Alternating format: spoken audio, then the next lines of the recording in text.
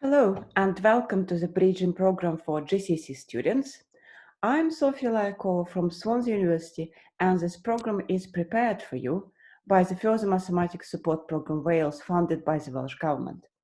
I'm very pleased to welcome you to the first session on mathematical investigation, and I'm going to use this little symbol, the clock, whenever I want you to pause the video and have a go at math before you hear my explanation.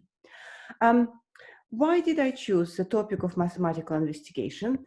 It is quite exciting. I find it quite exciting because you can make anything the subject of your investigation, and hopefully this is what I'm going to show you today. So the first investigation is going to be on something that you see more or less every day. Every day we write our date, and according to the Western calendar, and it is a particular system, and so we are going to look at that. Let me now write the date of today. So today is 28th of April, so 28th, I write the date first, then I write the month, and then I write the year. Okay, let's see. First of all, let's outline anything that we can note about how we write the date.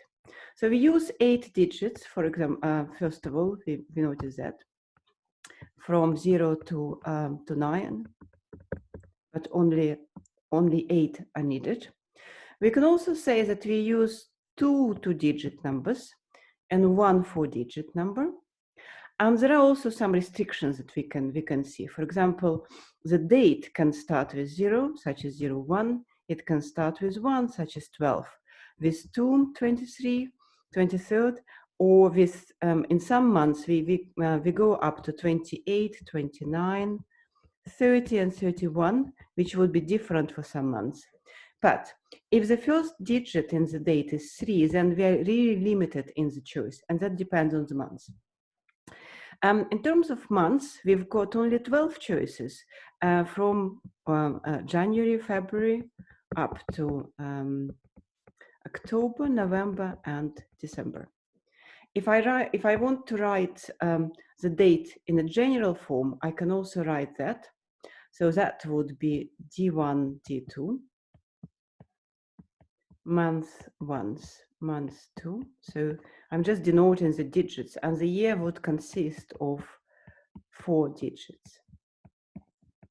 So let's see, is there anything interesting about date to really investigate? So first of all, I noticed that some of the digits are repeated here. For example, 2 is repeated 3 times. And I also noticed that another digit is repeated.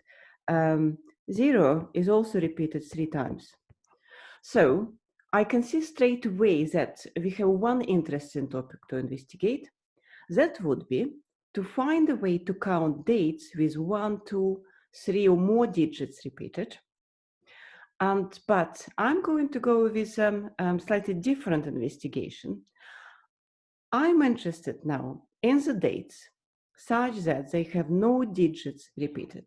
And so here is my first task for you.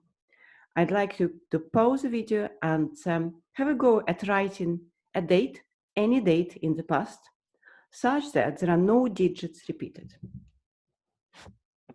And here is my choice of date, 23rd of 5, 1947.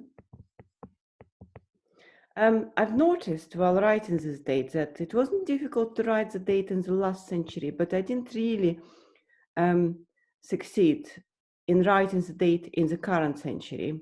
Perhaps I didn't didn't give it enough thinking. So let's clarify the task. Now I'd like you to write the date before today. Yeah, so in the past, with no repetition of digits, but with one extra condition. It should be as close to today as possible. So really the last day before today, with no repetitions of the digits. So pause the video and have a go.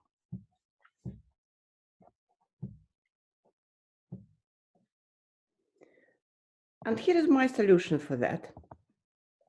So there are two ways of approaching the question. We already know that such dates do exist in the last century. So for example, I may just split my task into two, and I may fix the first two digits as 2 and 0, which means I'm looking for this date in the current century. And separately, I can look at for such a date in the last century, 19. And let me list all the digits. So I've got 0, 1, 2, 3, 4, 5, 6, 7, and 8, and 9. Okay, if I go with 19, yeah, so I'm considering this case, that clearly I have something which is off my list, I cannot use anymore. If I want the date, the year, to be as close to today as possible, then I really have to reserve larger numbers for the year. So this is going to be 8, and that's going to be 7. Let's see if I can actually have them in that place. Now, I can look at the date, or I can look at the months. And I think with the months, it's I feel it's more convenient to look at the months because it's less choice. So with the months, I can look at those that start with 0,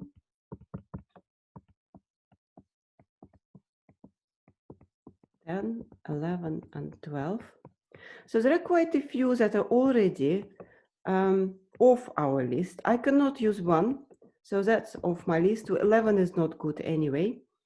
And 12 I cannot use either, 09, and actually I've reserved 08 and 07, which is fine, I think.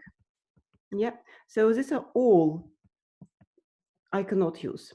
I still have quite a bit of choice, but what I do see from here, even if I didn't decide to use 8 and 7 for the year, I can see straight away that the first digit in the month, after I fixed 1 and after I fixed 9, could not be anything but 0. So I would have had a choice of all those. So the first digit is definitely 0. Now, we'll come back to months, but now let's look at the date. So with the date, again, the date can start with 0, it can start with 1, it can start with 3, and depending on the months, it can start with 30, but with 3, but I have only limited choice, 30 or 31. So actually, nothing, 30, 31 is not good because I cannot use 0 and I cannot use 1, so that's not good. Those are also not good. And I think, okay, yeah, that looks very good. So it looks to me, before I can choose any digits, that actually I've got, I have to have 2 here. So let me just correct something that I wrote. Not to correct, but go one step back. Yeah. Okay. So if I'm looking for such a date, if I'm looking for such a date in the last century, then I have 4 digits fixed. I really don't have any choice here. And I have a choice of 4 other digits. That's a very interesting remark because I think it can help us to answer another interesting question. I'll come back to that, but okay. So as soon as we fix those 4, what is going to happen next? So let me choose a different color. As before, I'm going for larger digits for 8 and 7. Then the next last digit is obviously 6, and I cannot use 45 as a date, of course not, and actually I have to use 2. So 2 and 5. 25th of June 1987 is the last day before today with no repetition of digits. But we haven't done one thing. We actually haven't considered dates in this century. I am going to come back to this. But it just strikes me that while we were answering the question about the last century, something else came up. Oops, sorry. So, yeah, while we're doing that, it occurred to me that the method the answer is okay, and it's interesting to get the answer, but sometimes it's more interesting to actually get the method. And the method allows us to answer slightly different questions. So let me go back to this question and then come back. So actually, if you would like to answer that, how many dates with no digits repeated were there in years from 1900 to 1999, then we've done something to answer that question. We've actually just showed, we've proved that all those dates with no repetition of the digits will be of this form. And so 4 digits here are fixed. And as soon as we find a way to count, let me denote those digits. So we are talking about D2, we are talking about M2, year 3, and year 4. So as soon as we find a way to count combinations of D2, M2, year 3, and year 4, as soon as we can do that, then we can count the choice of the dates.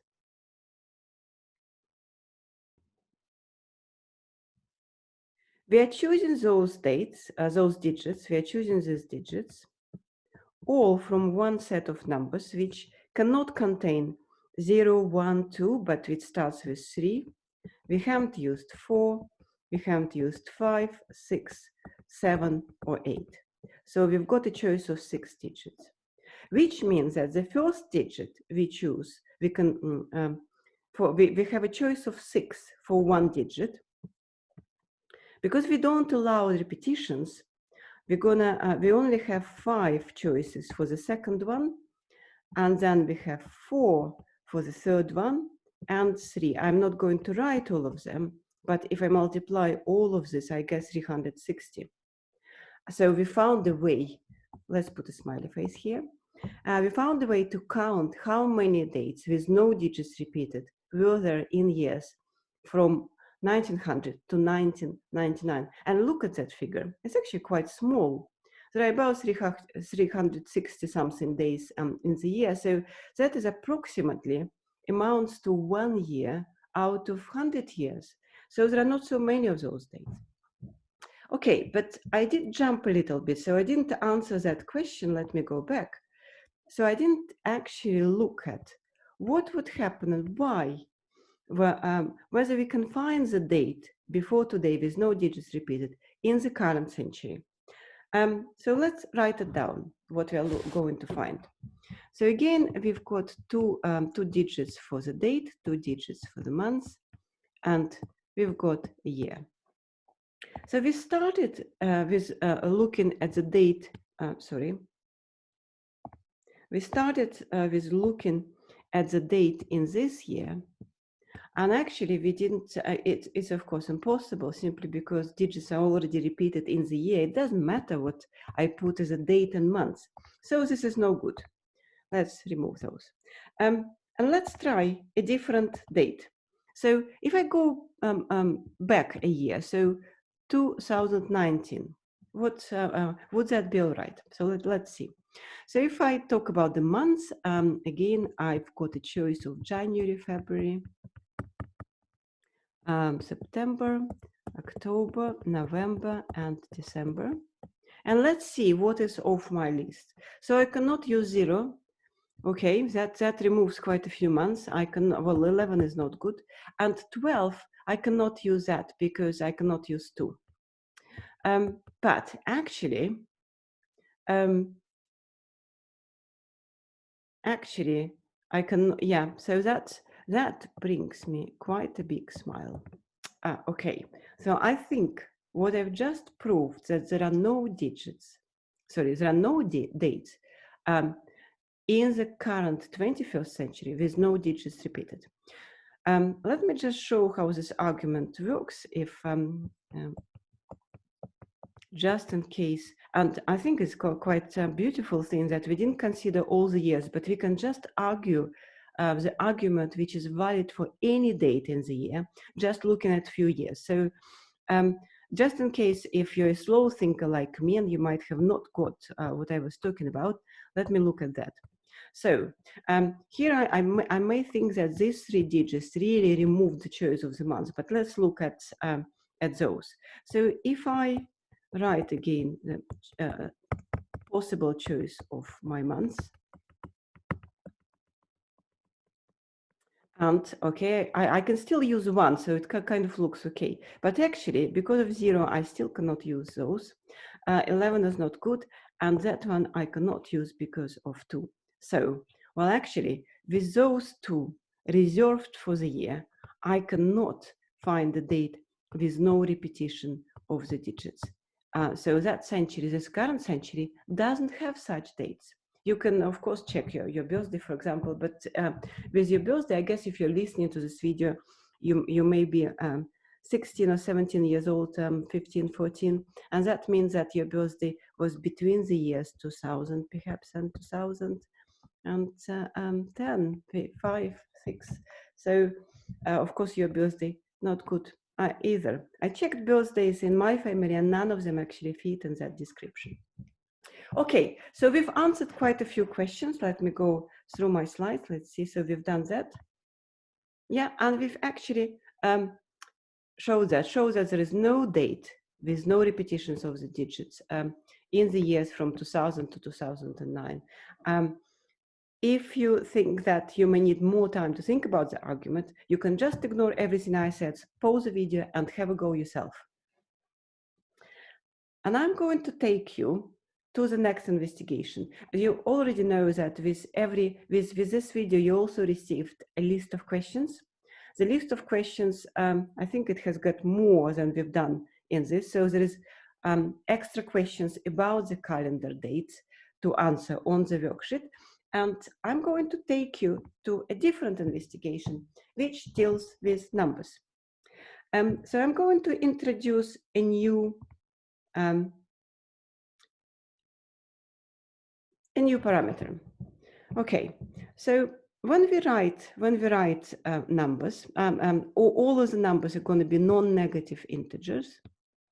So when we write a number, we have to remember that, for example, 745, when we write it like that, it's just a symbol. What it really means that we've got 100 taken 7 times plus 10 times 4 and plus 5.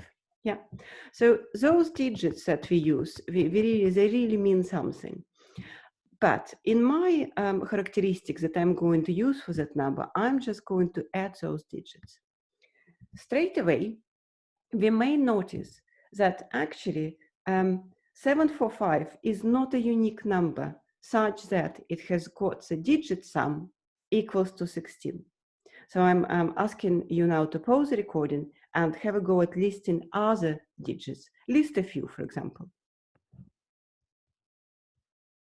So if d is equal to 16, we can write, first of all, we can exchange the digits. We can write 754, that would do. 574, that would also do. Or we can also change the digits, 907. That would give the digital sum equals 16, or 855. So there are quite a few numbers. And so here is one question to investigate. We may just ask ourselves, what is a way to count those numbers, integer numbers, say who has all of them who have a digit sum equals to 16. I'm going to simplify the task, and I'm going to restrict the numbers. We are looking at positive integers less than 100. Yeah, so between 1 and 99. And I'd like you to have a go at this question. How many positive integers less than 100 have digit sum equals 8? So pause the video and have a go. If your answer is 9 numbers, you've done very well. And as usual, I'm more interested in the method. So let's see. There are 2 ways to approach this question. For example, you can indeed look at d equals 8, and we notice that 8, if you are looking at 2-digit numbers, that's so d, we have something like that. AB is our number, and d is equal a plus b. So what kind of combinations of A, B can we have if D is 8? And we can simply list all those combinations. 8 plus 0, that gives us two numbers, 8 and 80. We can list it as 7 plus 1, represent as 7 plus 1, which gives us 71 and 17. We can go further. This is 6 plus 2. It gives us 62 and 26. 5 plus 3. This is 53 and 35. And 4 plus 4, which gives us only one number, 44. If I go any further, 3 plus 5, then I already have this case considered, so I already counted them, which means I can stop. And so this gives us 1, 2, 3, 4, 5, 6, 7, 8, 9 numbers. So the answer is there are 9 numbers. And this is very good. The other method that you may have employed is looking at, starting to look at a general formula. For example, if d equals 8 is too big of a number, we can start thinking, okay, if d equals 1, what happens? And in that case, we only have 1 plus 0 as a combination. So that gives us 1 and 10, so there are only two numbers. If we look at d equals 2, there's going to be 2 plus 0, but also 1 plus 1. And so we have 20 and 02. We also have 11. We've got this case already, so it looks like when d is even, yeah, this is my hypothesis, when d is even, then I will hit this case when for one combination, I only have one choice. So the answer will be 3 numbers. If I go further, let's go a little bit further. D equals 3, so 3 plus 0 gives me two choices, 30 and 03. Well, actually, we don't write it like that, do we? So let's just write it properly. Okay, that's better. Also we have a different combination, 1 plus 2, which gives us 12 and 21. And that's about it. So we've got 4 numbers. Okay, so from here, we perhaps can guess that if you go any further, that if 1d is equal to n, then we will have n plus 1 numbers. Yeah, and actually that works. So 8 plus 1 also gave us 9. That works. So it looks like we actually managed to prove a general formula. When you come across a fact which, when you generalize something, it's always useful to check. So that argument that I wrote so far, if I want to consider a general case, I perhaps write a rigorous argument, which what we call a proof, which puts the argument beyond any possible doubt. Then we may, if we consider a general case, d equals n, then in order to prove something, what I've done so far tells me that I have to be careful and consider two cases. N is odd, and that's one argument, and n is even, that's another argument. But also we actually didn't go beyond 10. So it would be interesting to check whether the argument, I consider the argument would be true for such an n. And when n is greater, would it be when n is greater or equal to 10? What would happen? That's another interesting question to investigate. Let's see, for example, if d is equal to 18, yeah, which is greater than 10, what kind of numbers have digit sum equal to 18? And in this case, you can write only one number. This is 99. And there is no any other choice. So that means that, so for one number, for that, we only have one number. So clearly, our formula that for d equals n, we have n plus 1 number such that the digit sum is n, clearly does not work for all the n. So it clearly doesn't work in this case. Yeah, so it's still quite interesting. So I think we've just proved that fact. Yeah. you can pause the video and have a go at repeating or rehearsing this argument, so to make sure that it clicks in your own head. All these questions, I think they're simple and solutions are simple. What is more interesting is not to watch somebody else's solutions, but to actually do the thinking yourself. That is real fun with such questions. And let me see if I've got something else. Okay, so this is a question I'm not going to answer in this tutorial. This is a question on your list to try at home. So what is new here? We are moving from 2-digit numbers to 3-digit numbers. And you can pause the video and have a go. Or you can stay with me for a hint. So I'm gonna warn you that it's a real spoiler. If I give you that hint, then it's not that everything becomes trivial and uninteresting. It's not that fact. But if you discover that hint yourself, you will have such a great feeling of discovery that I cannot introduce you to if I actually give you that hint. However, when you see somebody else discovering that hint, it also gives you a joy of understanding how beautiful mathematics is. So now you've got a choice. Either pause the video or stay with me for a hint. And here is my hint.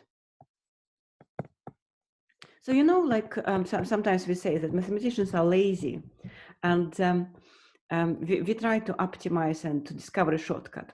So in my hint, I will try to reduce the case of 3 digits. So I'm trying to reduce 3-digit case to actually 2-digit. Let's see how I can do that. So we are looking for all the numbers such that a plus b plus c is equal to 8. Now I'm going to do something really clever. I think it's really clever. Let's see. So I'm going to move a to the other side.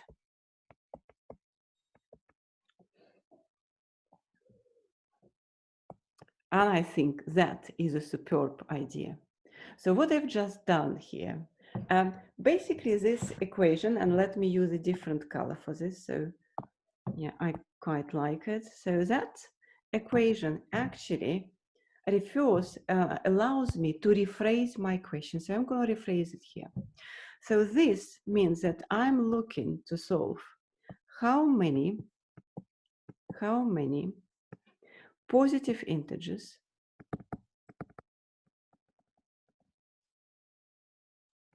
between less than 100, 2 digits, yeah, have digit sum equal to 8. So I think that is quite a lovely hint, because we've managed to reduce a 3-digit case to a 2-digit case here. What do we do next? For the 2-digit case, so for this case, we know something. And I'm going to show you what we know. We know that if a digit sum is less than 10, then there are n plus 1 numbers with such digit sum. So when d is equal 8 minus a, I will have the number, I will have 8 minus a plus 1 numbers. We've just discovered that. And of course, you can consider all choices of A, and there wouldn't be that many. We can see actually, there is something that we can say from the very first when we wrote this. There are quite a few things that we can say, obviously, when we are looking for digital sum being 8, that any of the digits, so A is no greater than 8, and so is B, and so is C. Yeah, and as soon as we approach this question, we of course have to consider A's from 0 to 8, and be very careful with those cases when you have the border cases. They're always interesting to consider. So I'm not sure whether that would count or this would count, possibly yes. So that's up to you. I hope you enjoyed looking at my hint. And this brings us to the end of our tutorial nearly. I'd like to say a few things here before you start doing mathematics. So what we've learned so far, let's do a little reflection. I hope you've got this idea that anything can be made the subject of a mathematical investigation.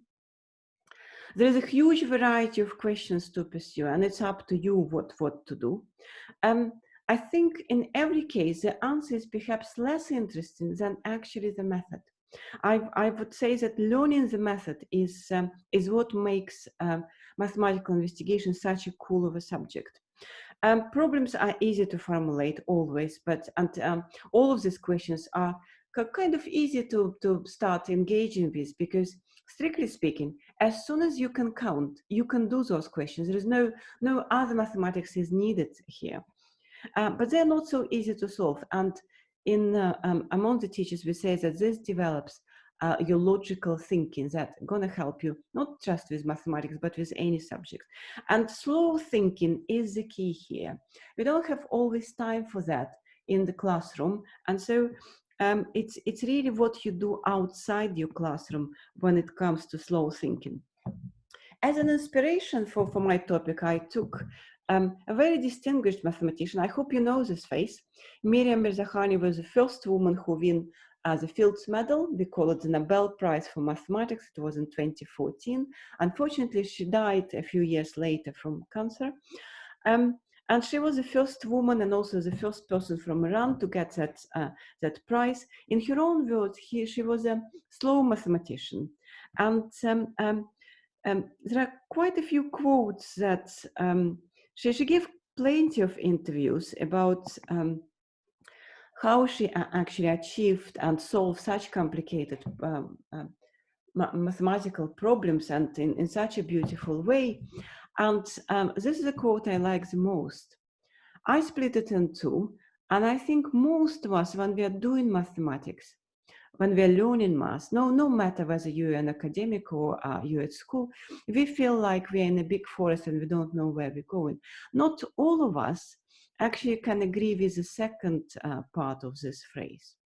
And when asked what was Miriam's recipe, of course her answer was that, well, no particular recipe. It's both challenging and attractive. It's a combination of a struggle and success. And it's like being lost in a jungle where you try to use all the knowledge that you have, you can gather together and come up with something. That's exactly what those questions that I'm offering you to do. You've got all the knowledge, it's just a matter of composing that knowledge into a logical argument.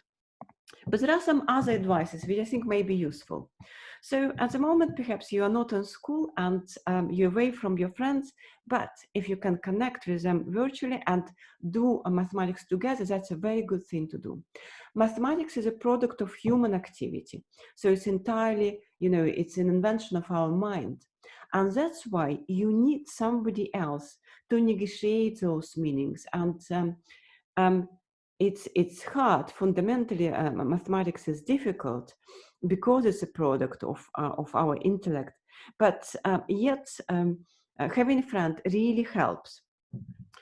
And the last quote is perhaps most relevant to what we've done today. I think it's really about what you actually learn in class. It's mostly about things that you stay motivated and go and continue to do on your own. So I encourage you to do as much of those things as you could, not just in mathematics, but in any subject. We, of course, don't assume that all of you become mathematicians. We simply want to give you more mathematical knowledge and more develop your logical thinking, your cognition further. But if some of you would become mathematicians, I would be really glad. Finally, okay, so you can get in touch with the Further Math Support Program. These are the emails that you can use. What is the reason to get in touch? Either you need help, maybe you found an elegant way to solve a problem, you came up with a new investigation. That would be really, we would be really keen to hear from you in that case. If you like the subjects, if you like what we've done today, you may subscribe for a different program, which we run for GCSE and A-level students. It's called Mathematical Worlds, where mathematicians from all over the world introduce you to different problems and help you to do them. They are all what I call slow thinking, rich mathematical tasks and investigations. I say that this program for GCSE and A-level students, but I was recently corrected by one of my friends who prepared with me that program, saying that it's actually good for any age from 14 to 67, and I quite like that. Finally, the problems that we are doing today are actually taken from the mathematics admission test for Oxford.